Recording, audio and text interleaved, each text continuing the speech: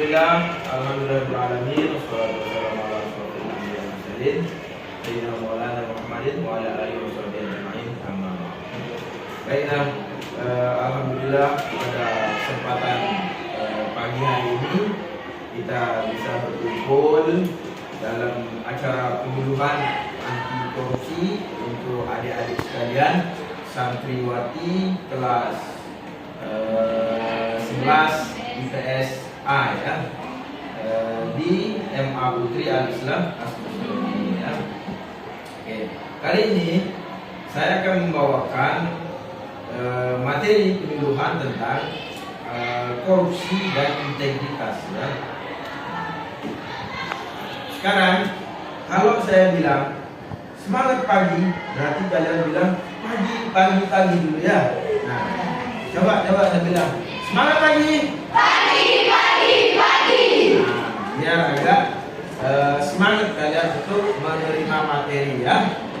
Nah, sekarang coba kalian tonton ini video, berhubung LCD-nya lagi tidak mood ini ya. Coba kita lihat video ini saja dulu ya. Nah, ini akan memberikan gambaran kepada kalian bahwa korupsi, kita belajar korupsi itu bisa dari sejak dini, dari sejak kecil ya. Nah, coba ini ada video sedikit. Ini video tentang anti korupsi ya. Nanti ya lihat satu persatu, tidak apa-apa. Di bagian ini dulu dilihat. Bisa dilihat di sana? Bisa. Di belakang.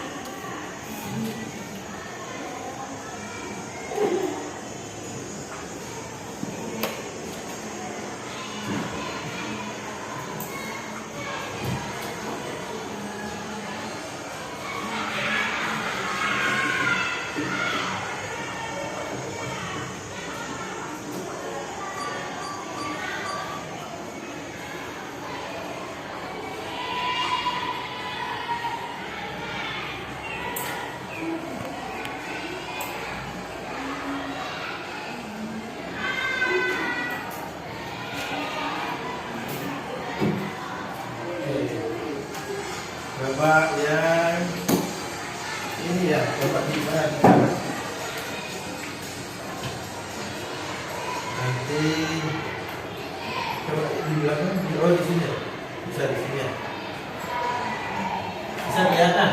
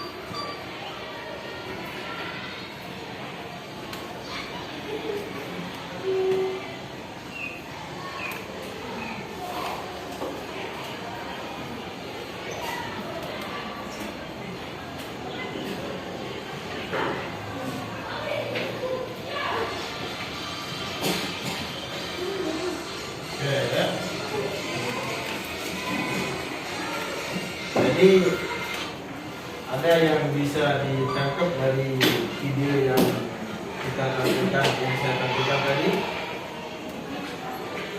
Intinya apa? Dari video yang saya tampilkan tadi, ada nggak yang bisa tangkap? Video itu bercerita tentang apa? Korupsi. Nah, jadi ada giat di sini yang dilakukan dari kecil, dari hal-hal ke hal-hal kecil. Jadi orang korupsi itu mulai dari hal-hal kecil dulu, baru yang terbesar. Nah, baik kalian masih duduk di sini juga masih duduk di bangku sekolah juga bisa terjadi yang namanya korupsi. Sehingga mulai dari hal-hal kecil seperti yang dipaparkan tadi di video itu. Ada 5 kiat itu, tahu gak 5 kiat yang tadi itu? Yang pertama apa? Waktu juga bisa korupsi waktu, tidak tepat waktu. Terus apa lagi? Menerobos lampu merah. Terus apa lagi? Memakan gorengan tapi tidak tidak bayar, tapi melebihi dari yang dimakan. Artinya dia makan 5, dia sebut 2.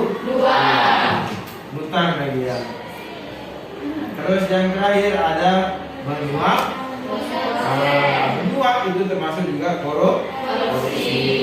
Misalkan kalian mau dapat nilai bagus, kalian kasih dosen uang, itu namanya nyuap. Itu nama suap ya.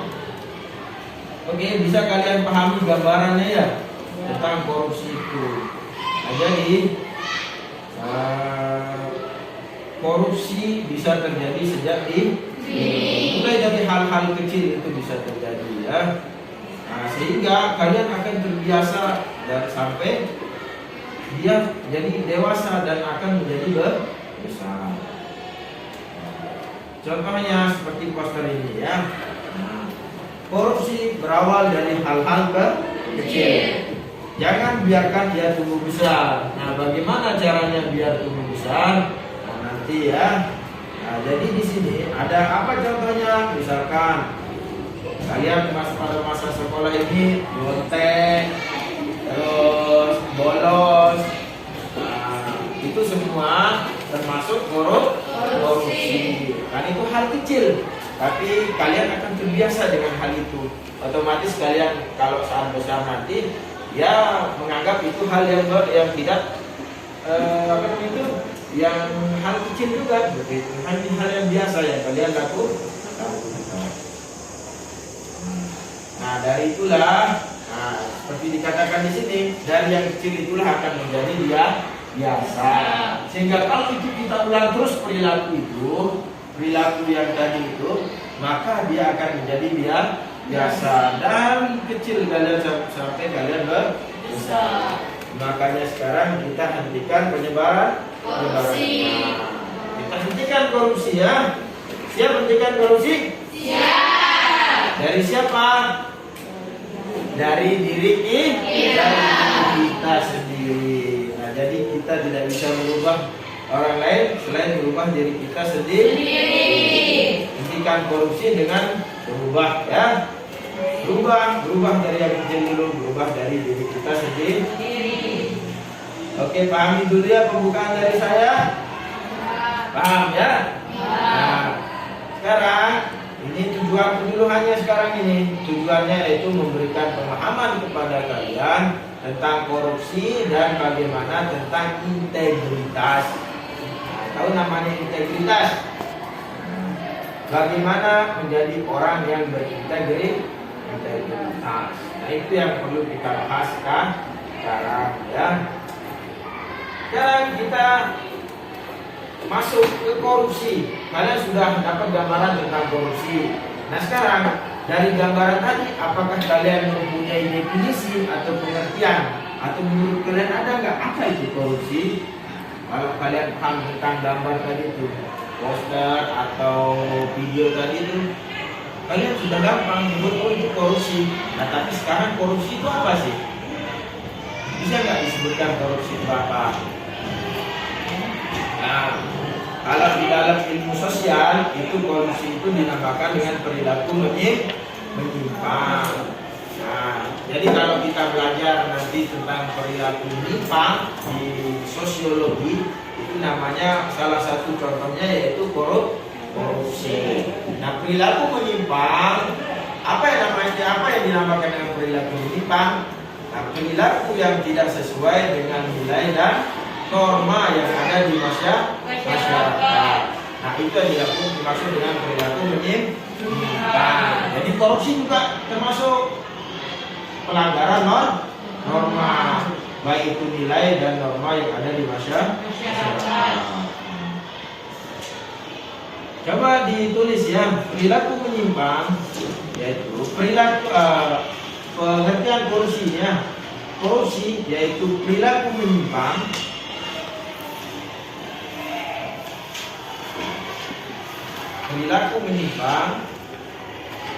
yang bertujuan untuk menguntungkan diri sendiri. Jadi siapa yang untung pada saat orang korupsi? Ya diri mereka sendiri. Diri yang korupsi itu sendiri, bukan orang lain. Malah tindakan itulah yang mengakibatkan kerugian bagi orang lain. Perilaku menyimpang yang bertujuan untuk menguntungkan diri sendiri dengan cara menyalahgunakan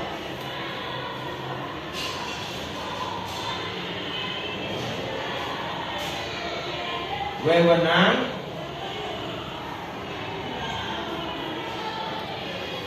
dan kekuasaan yang bisa merugikan masyarakat, bangsa dan negara. Saya ulangi lagi ya. Nah, biar kalian pahami dan cerna apa itu korupsi.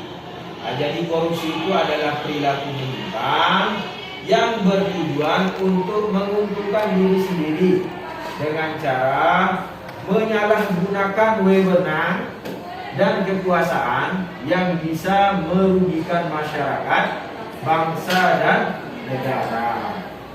Gitu ya. Paham nggak? Paham ya? Paham nggak? Paham. Sebelum dengar, paham nggak? Paham. Nah, jadi apa namanya korupsi? Korupsi itu adalah perilaku menyimpang. Mana yang dinamakan perilaku menyimpang? Perilaku yang tidak sesuai dengan apa? Nilai dan norma. Apa tujuannya korupsi? Ya untuk menguntungkan diri sendiri. Siapa yang rugi? Masyarakat. Negara juga rugi tidak? Rugi. Siapa yang akan korupsi? Ya pasti dia menggunakan wewenang dan kekuasaannya di jalan yang salah. Makanya dikatakan di sini menyalahgunakan wewenang dan kekuasaan. Sehingga itulah yang mengakibatkan kerugian terhadap masyarakat, bangsa dan negara. Misalkan contohnya sekarang ada kalian mempunyai kekuasaan seperti kalian misalkan jadi bupati, nah, kalian ketangkep namanya KPK karena kalian menyalahgunakan kekuasaan kalian, wewenang kalian salah gunakan sehingga kalian masuk ke dalam kasus korupsi, dalam jerat kasus korupsi. Misalkan banyak lagi kasus-kasus yang memang perlu kita bedah ya, tapi mungkin di lain waktu kita akan bedah ya tentang kasus-kasus yang berkaitan dengan korupsi. Sekarang kita fokus dulu ya bagaimana pengertian dari korupsi. Bisa dipahami? Bisa. Kita lanjut ya. Nah, sekarang dampak dari korupsi. Dampak dari korupsi itu sendiri.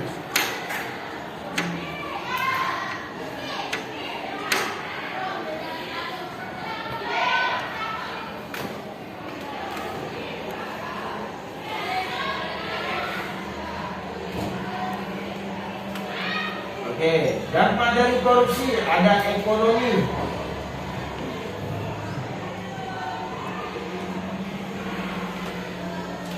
Yang bisa berdampak terhadap ekonomi. Sosial dan kemiskinan.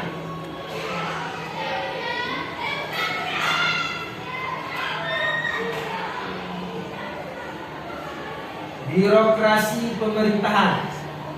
Birokrasi ya. Birokrasi. Jadi ada berapa? Baru saya sebut 3 ya. Ini ada 7. Ya 7.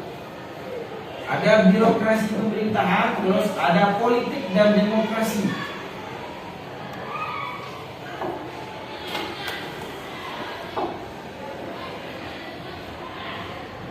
Terus ada penegak hukum.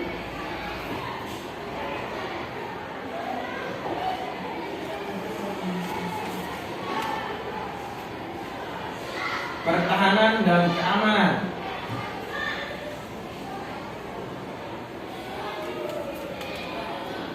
Yang terakhir ada kerusakan lingkungan.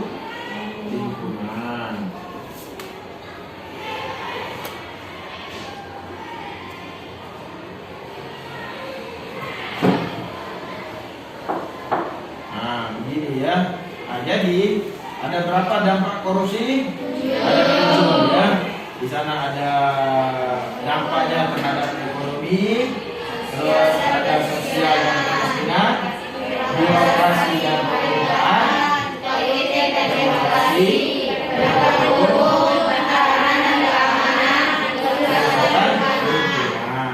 nah, sekarang kita bahas dampaknya terhadap ekonomi seperti apa. Nah, di sana misalkan dampaknya terhadap ekonomi, rendahnya kualitas barang dan jasa untuk publik. Nah, itu dampak terhadap ekonomi. Salah satunya rendahnya kualitas barang dan jasa untuk publik. Contohnya seperti apa? Misalkan jalan rusak, terus apa lagi?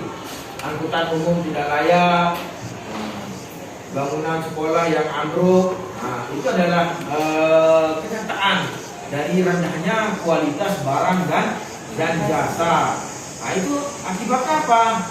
Akibat dari adanya korupsi. Banyak yang korupsi sehingga dampaknya berdampak kepada ekonomi. Salah satunya rendahnya kualitas barang dan jasa yang kita gunakan selama ini.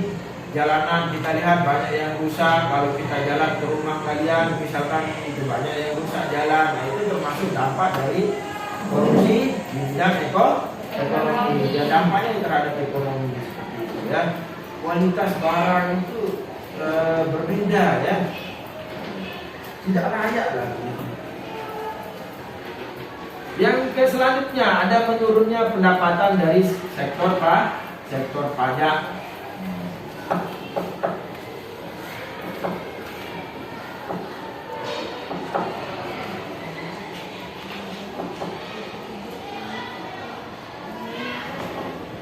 Menurunnya pendapatan dari sektor pajak.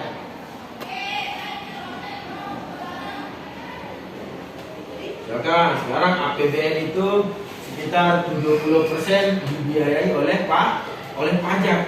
Nah, pajak penghasilan dan pajak pertambahan nilai atau PTN itu merupakan jenis pajak yang paling banyak menyumbang kepada penurunan pendapatan di sektor pajak, yang diperparah dengan kenyataan bahwa banyak sekali oknum pegawai dan pejabat ya yang bermain untuk mendapatkan keuntungan pribadi dan memperkaya dirinya sendiri. Nah, itu contohnya misalkan dari menurunnya pendapatan dari sektor pajak misalnya ya.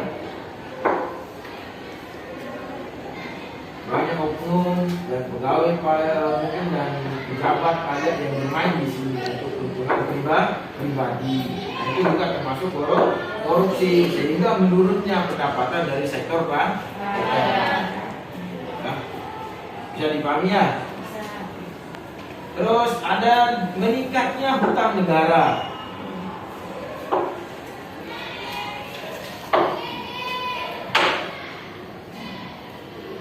Tadi yang pertama apa? Rendahnya kualitas barang dan jasa. Yang kedua ada menurunnya pendapatan dari sektor pajak. Terus yang ketiga meningkatnya hutang negara. Nah, coba kita lihat keadaan kita di Indonesia sekarang ini, di negara kita tercinta. Apakah kita punya hutang negara? Punya nggak? Punya. Kalian aja tahu punya hutang negara kan? Nah, jadi itu dampak dari adanya korupsi. Nah, hutang negara, hutang di luar negeri akan semakin besar.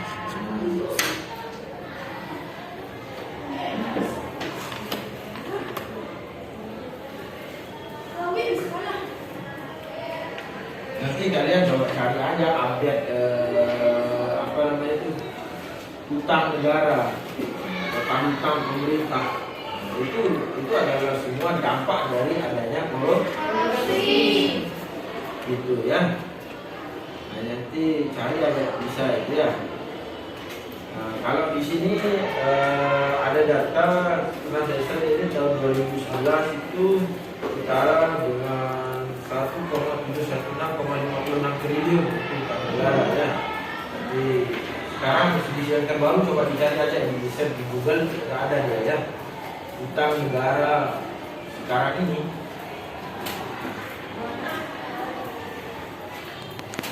Nah, itu semua dampak dari adanya korupsi. Nah, terhadap ekonomi kita, ya, kualitas barang dan jasa terhadap publik. Terus ada apa lagi? Penurunan pendapatan di sektor pajak. Terus meningkatnya hutang negara. Dan sekarang sudah meningkat hutang negara kita ya ke luar negeri. Terus ada terhadap sosial dan kemiskinan. Yang kedua di sana terhadap sosial dan kemiskinan. Mahalnya harga jasa dan pelayanan publik.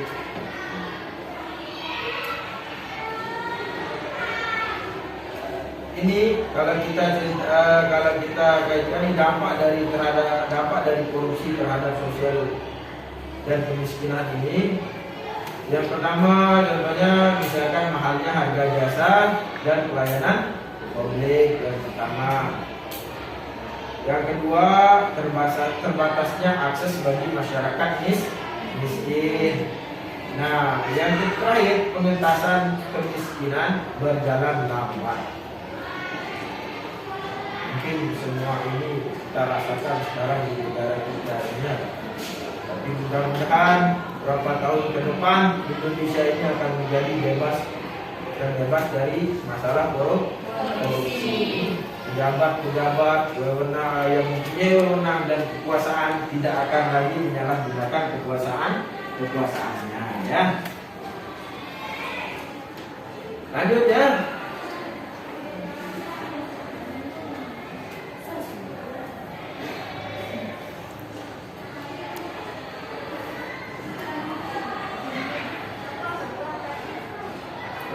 Nanya yang kedua ya. Ya. Terbatasnya akses bagi masyarakat miskin.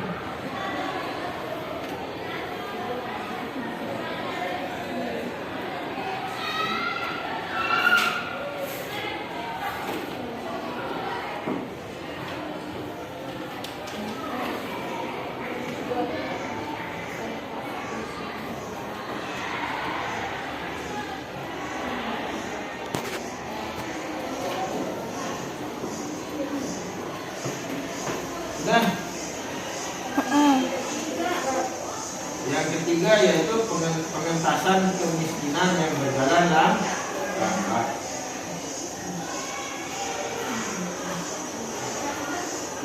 Nah,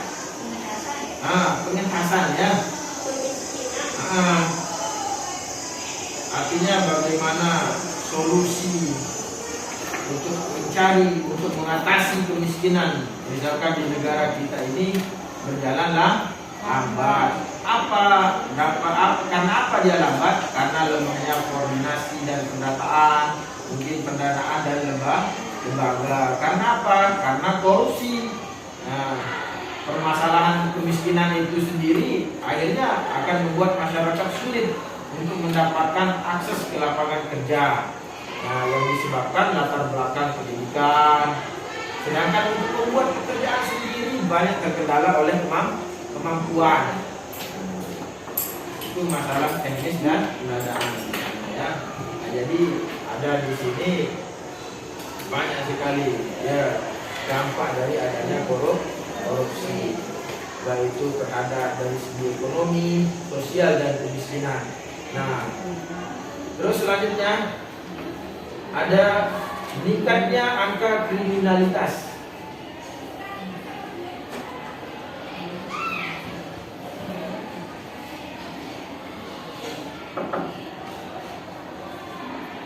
Ini salah satu pendapat ya disampaikan dari Transparency Internasional bahwa korupsi dan kualitas serta kualitas kejahatan itu sangat berkaitan. Ya, rasionya ketika korupsi meningkat, ada kejahatan yang juga terjadi meningkat. Sebaliknya, ketika korupsi berhasil dikurangi, maka kepercayaan masyarakat terhadap penegak hukum itu juga meningkat. Nah, jadi ciri-ciri negara itu banyak anti korupsi kalau kita banyak korupsi di sana. Kalau menurut Transparency Internasional ini, korupsi dan kualitas serta kuantitas kejahatan sangat berkaitan. Rasionya di sini ketika korupsi meningkat, maka kejahatan yang terjadi juga meningkat. Nah, sekarang di negara ini juga banyak kan. Coba kita lihat di berita-berita di media sosial. Nah, itu di liputan 6, SCTV maupun apapun itu kan banyak terjadi. Nah, angka kriminalitas semakin naik tinggi. Nah, itulah dampak dari adanya korupsi ya. Solidaritas sosial semakin langka. Jelas ya.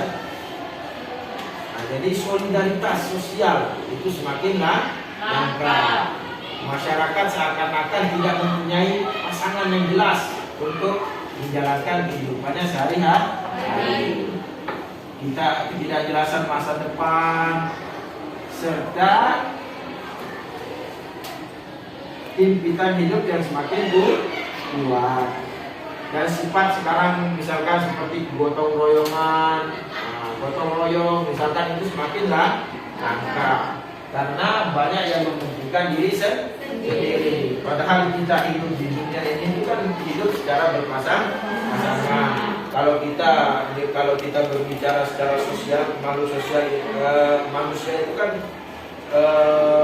dikatakan makhluk sosial. Manusia itu tidak bisa hidup sendiri.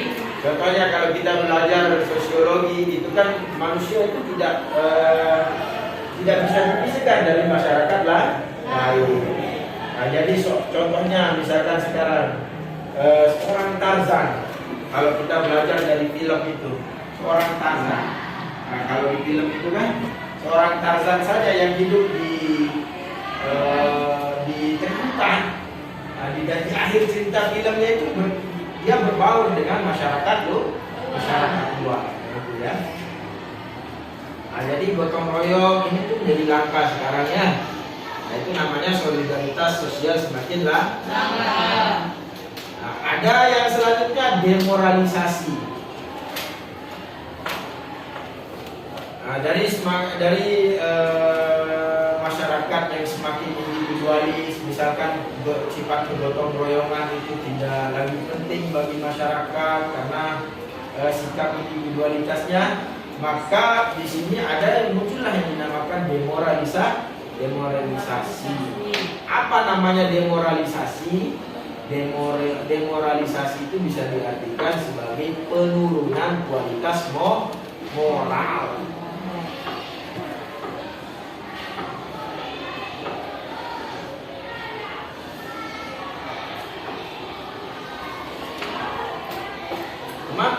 bisa terjadi?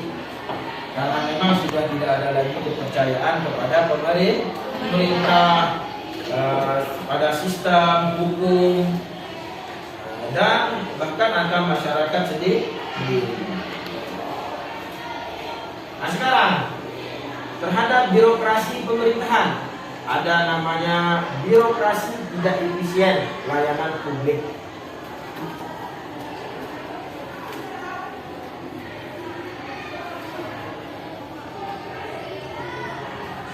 Birokrasi tidak efisien dalam pelayanan publik ya.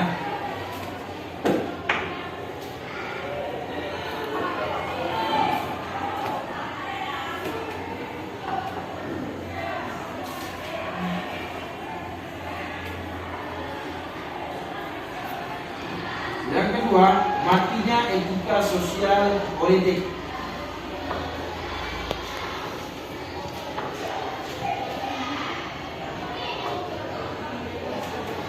Matinya etika sosial politik.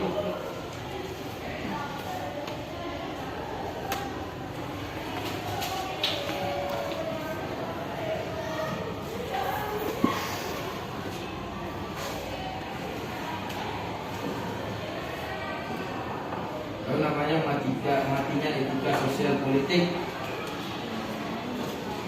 Nah, misalkan sekarang aparat hukum yang semestinya menyelesaikan masalah dengan adil dan tanpa adanya unsur pemihakan, nah itu namanya matinya etika sosial politik. Nah, seringkali harus mengarahkan dia. Artinya kalau misalkan sekarang aparat hukum, misalkan kalau dia dalam harus berperilaku adil, nah begitu. Seringkali dia akan melawan integritasnya. Makanya kalau kalian lihat di pengadilan agama itu kan kawasan berintegritas ya, bilang di sana. Artinya tanpa ada berpihakan ya. Misalkan banyak pejabat di sini, misalkan aparat hukum itu bisa disogok, bisa disuap, ini terus gratifikasi ya, atau memberikan uang, itu termasuk suap. Nah, sehingga keberpihakannya itu akan ke yang salah. Nah itulah yang dinamakan matinya etika sosial politik. Nah, aparat itu sudah berkelahi dia dengan integritasnya. Artinya apa namanya itu?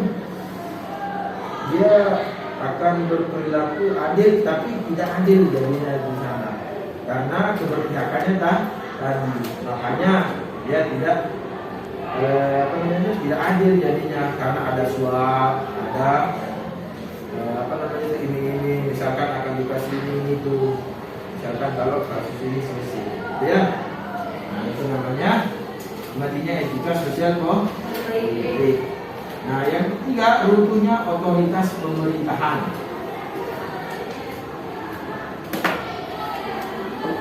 Runtuhnya otoritas pemerintahan.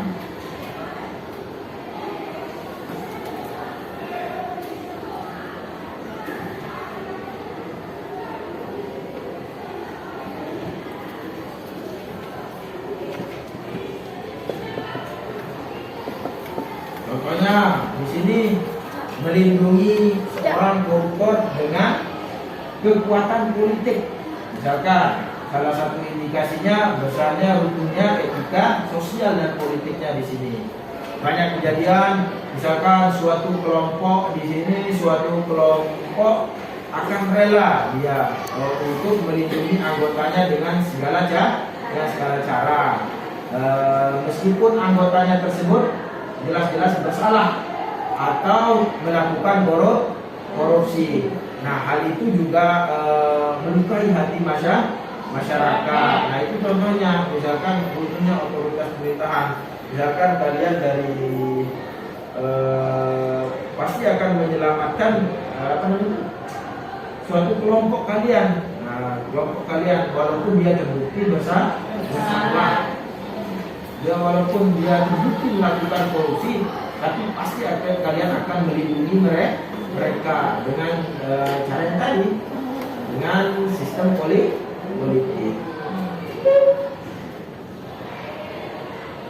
Dan itu sangat merugikan bagi masyarakat ya. Terhadap politik dan demokrasi.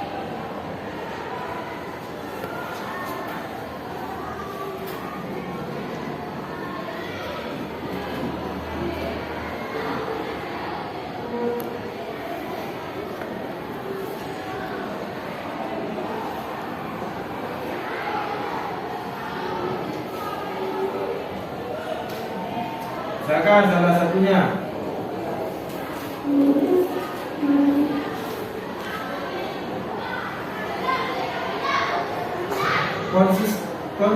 konstituen didapatkan dan berjalan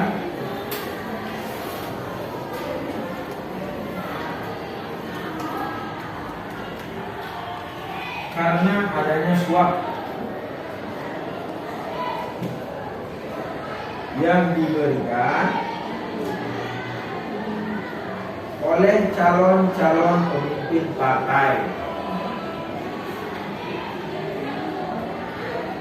bukan karena simpati atau percaya terhadap kemampuan dan kepemimpinannya. Misalnya, konstituen didapatkan dan berjalan karena adanya suap yang diberikan oleh calon-calon pemimpin partai, bukan karena simpati atau percaya terhadap kemampuan dan kepemimpinannya.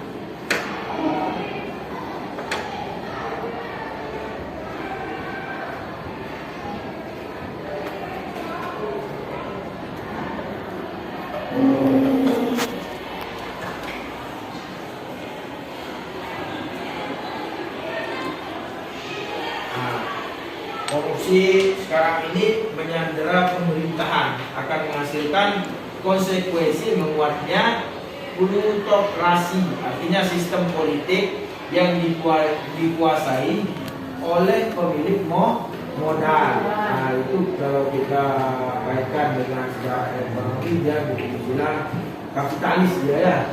Nah, contohnya partainya sekarang perusahaan-perusahaan besar punya hubungan dengan partai yang ada di kancah perpolitikan.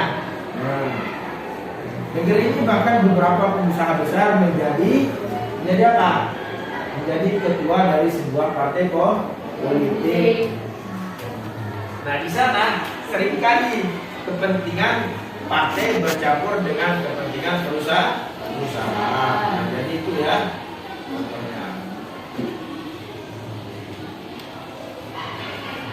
Ada lagi, misalkan seharusnya kedaulatan ada di tangan rakyat, namun yang terjadi sekarang adalah kedaulatan ada di tangan partai politik. Nah, ada itu sekarang ya. Misalkan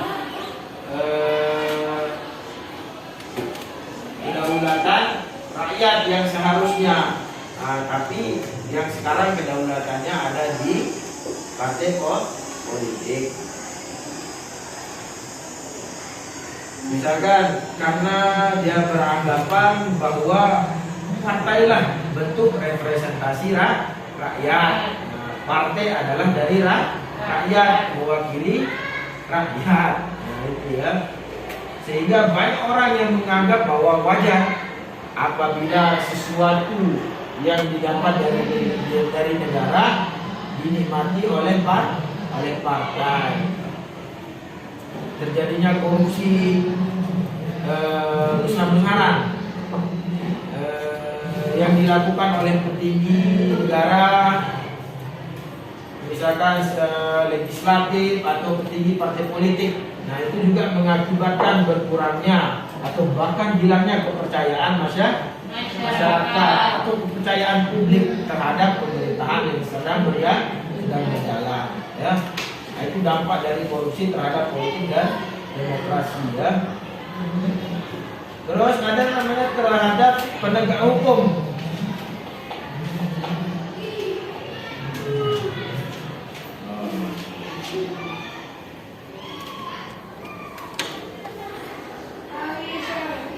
Dampak korupsi dia menghambat berjalannya fungsi pemerintahan sebagai pemangku kebijakan negara.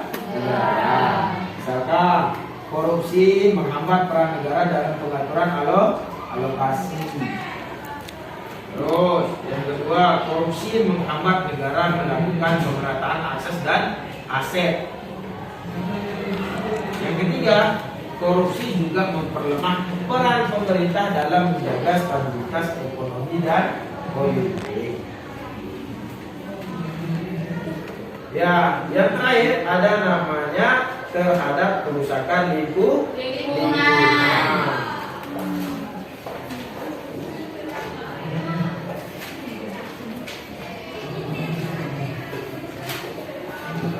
Kualitas lingkungan ya, kerusakan lingkungan.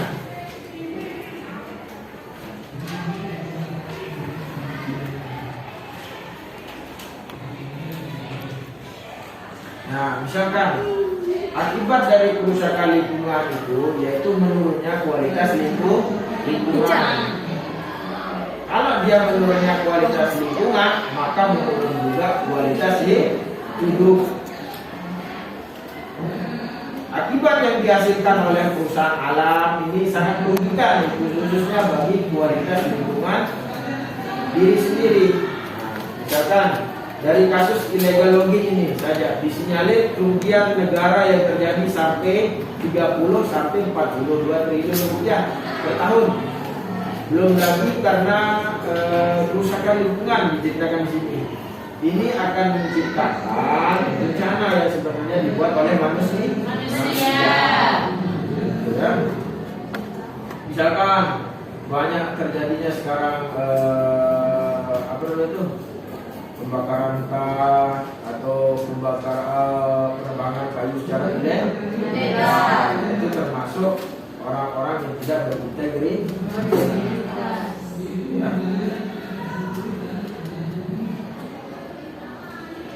Sekarang apa hubungannya antara orang yang korupsi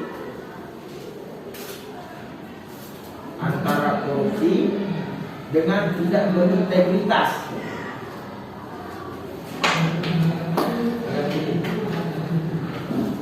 Korupsi tidak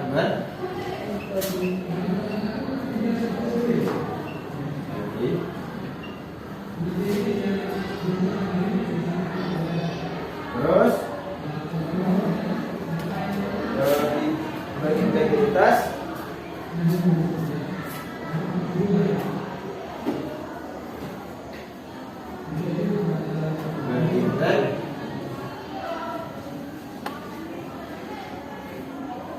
apa bedanya?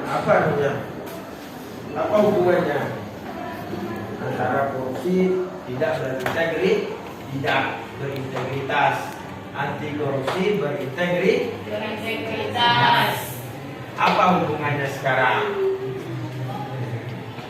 Tadi kan kita sudah bahas materi tentang korupsi dan bagaimana dampaknya. Artinya kalian sudah mungkin paham nggak tentang korupsi dan juga tentang dampak yang terjadi di korupsi. Nah sekarang apa hubungannya antara integritas dengan korupsi? Nah artinya bedanya di sini antara korupsi dan tidak berintegritas. Anti korupsi berarti berintegritas. Nah, itulah adalah hubungan yang sejalan. Nah, begitu. Artinya antara orang yang korupsi berarti dia tidak berintegritas. Itu maksudnya di sana. Anti korupsi yang memang dia berintegritas. Makanya contohnya tadi itu orang-orang yang berintegritas itu seperti apa?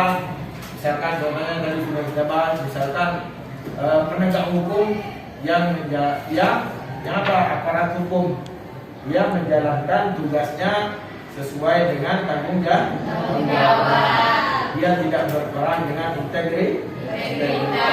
Misalkan dia tidak bersikap adil, nah, berarti itu tidak berintegritas. Berarti di sana sudah terjadi korupsi. Dalam bentuk apa? Misalkan ada suap, iming-iming dan sebagainya. Paham keterkaitan antara integritas dengan korupsi? Jadi orang yang berintegritas pasti anti korupsi. Orang yang tidak berintegritas pasti korupsi. Paham ya? Paham. Apa itu integritas? Jadi kita sudah bahas tentang korupsi, hubungan antara korupsi dengan integritas. Nah sekarang integritas itu apa?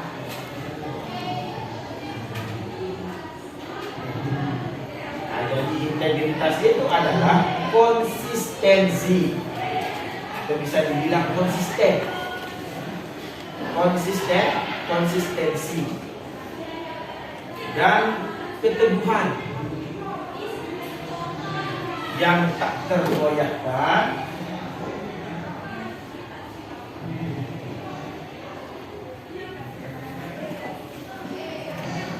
dalam menjunjung tinggi nilai-nilai luhur dan keyakinan.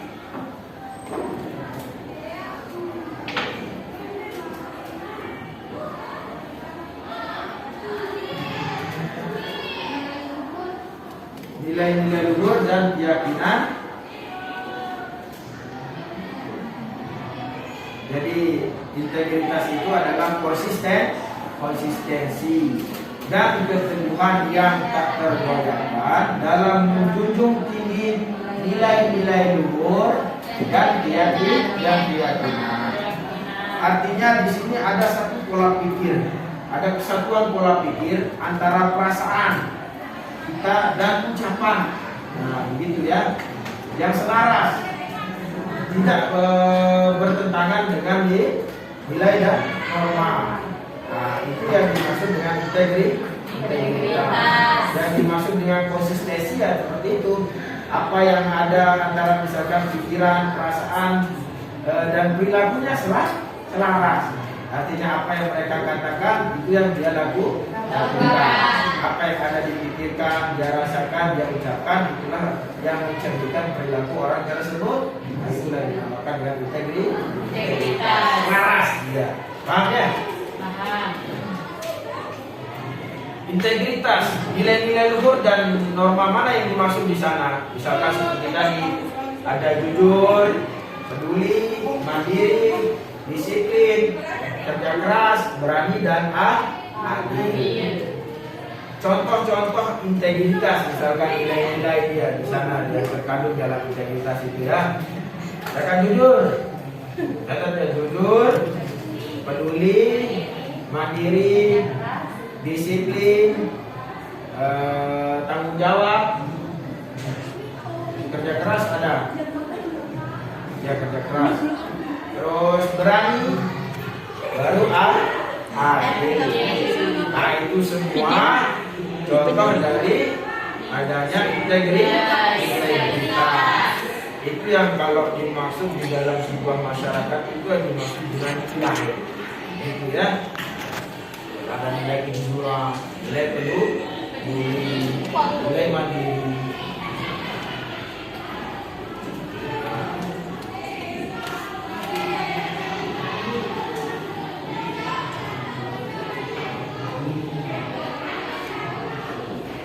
Sampai di sini ada yang mau ditanyakan? Ada yang mau ditanyakan?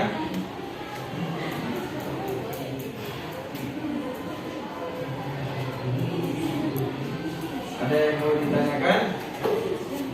Sekarang kita beralih ke diskusi interaktif saya. Artinya kalau ada pertanyaan silakan dilayangkan. Mungkin dari pemaparan kalian kurang pahami. Nah, silakan ditanyakan. Nah, bebas, kita sekarang berinteraksi secara tadi sudah kita berbicara dua arah di sini ya, berdiskusi antara saya dengan kalian. Nah, sekarang antara perpaduan antara saya, kalian dengan teman kalian. Nah, itu namanya multi arah. Itu biar timbul namanya diskusi interaktif.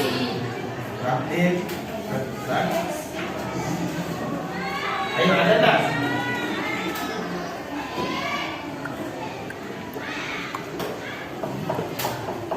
Belum kita akhiri ada enggak?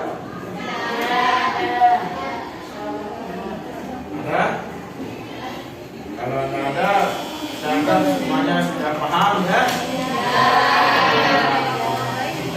Saya paparkan tadi. Mungkin minggu depan kita lanjutkan. Mungkin minggu depan kita bisa bermain peran ya.